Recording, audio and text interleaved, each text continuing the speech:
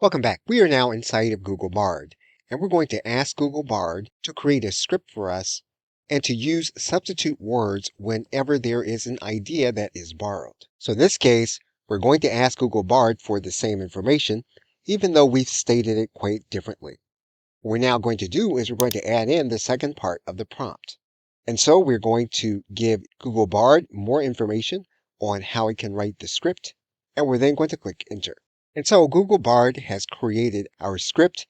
It's also done what we have asked it to do. And so it's provided clickable links. Now, in some cases, those links are not direct to the exact quote inside of the video. So it's a good idea if you are going to provide some attribution that you do investigate each one of the sources. Now, one of the things you'll notice is that all but the first source is a general reference.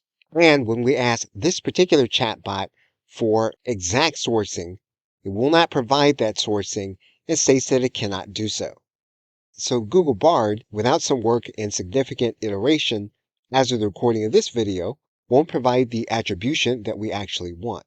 However, we can still look to another chatbot in order to attempt this process.